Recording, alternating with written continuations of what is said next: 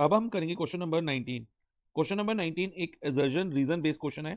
इसमें हमें एक असर्जन दिया है, असर्जन मीन्स कुछ बताया गया है और साथ में एक रीजन की स्टेटमेंट दी है जिसमें हमें ये बताया गया है कि जो असर्जन है उसका रीजन क्या है, वो क्यों है ऐसा असर्जन में। तो रीजन दिया हुआ है असर्जन का एक तरह से। ओके, तो सबसे पहले हम असर्जन पे फोकस करेंगे बच्चा। इसमें लिखा है maximum value of 1 upon sec theta plus 1 upon cosec theta is 1। क्या ऐसा है? हम चेक करते हैं बच्चा। अब 1 अपॉन सेक थीटा किसके इक्वल होगा? कॉस थीटा के इक्वल, क्योंकि cos theta is equal to 1 upon sec theta होता है। सो 1 अपॉन सेक थीटा की जगह हम कॉस थीटा ले सकते हैं। सिमिलरली 1 अपॉन कॉसेक थीटा किसके इक्वल होता है? साइन थीटा के। तो यहां पर हो जाएगा cos theta plus sine theta. Okay, अब हमें इसकी मैक्सिमम वैल्यू निकालनी है। Cos theta plus sine theta की मैक्सिमम वैल्यू, अलग अलग मैक्सिमम वैल्यू नहीं लेनी बच्चा, हमें इनकी कंबाइंड मैक्सिमम वैल्यू निकालनी है। यानी cos theta plus sine theta की मैक्सिमम वैल्यू वो कैसे निकालेंगे? उसके लिए हमें पहले cos 0 प्लस साइन 0 देखना होगा क्या होगा। देन हम cos 30 और प्लस साइन 30 करेंगे। देन cos 45 और साइन 45 करेंगे।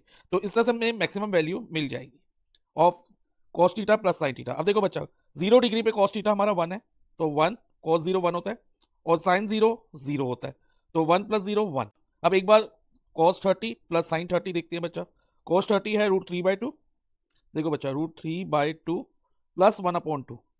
अब 2 एलसीएम आ जाएगा, तो ये हो जाएगा बच्चा √3 प्लस 1 इज इक्वल टू √3 की अप्रॉक्स वैल्यू 1.73 होती है प्लस 1/2।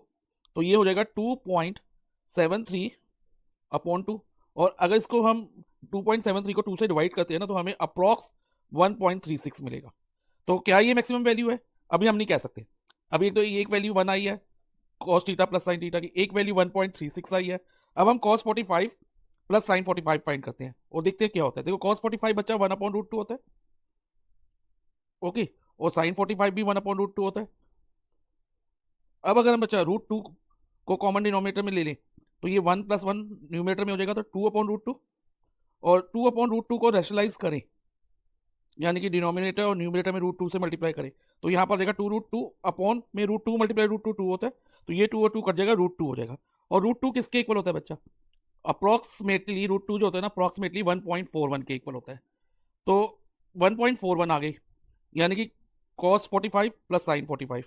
अब अगर हम आगे करते हैं ना cos 60 प्लस साइन 60, तो क्या करेंगे? 1/2 प्लस √3/2। लेकिन हम ऑलरेडी कर चुके हैं बच्चा, √3/2 प्लस 1/2 को ऑलरेडी ऐड कर सकते हैं, कर चुके हैं। तो वो बस फर्क है कि ऑर्डर का है, जैसे कि a plus B is equal to B plus A होता है, तो ये हमें दोबारा करने की जरूरत नहीं है। इसी तरह से बच्चा 0 प्लस 1 करो या 1 प्लस 0 करो तो सेम आएगा, यानी कि cos 90 और साइन 90 भी हम ऑलरेडी ले चुके हैं, तो उसकी वैल्यू भी 1 होगी। तो इससे हमें मैक्सिमम वैल्यू क्या दिख रही है बच्चा? एक तो 1 1.36 और 1.41, और बाकी दो से भी 1.36 और 1 आएगी। तो लेकिन मैक्सिमम वैल्यू तो बच्चा हमारी 1.41 है।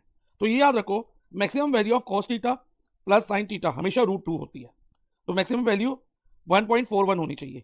लेकिन इधर तो उन्होंने कहा कि maximum value of 1/sec theta plus 1/cosec theta is 1, which is false. तो ये स्टेटमेंट असर्जन वाली हमारी फॉल्स है।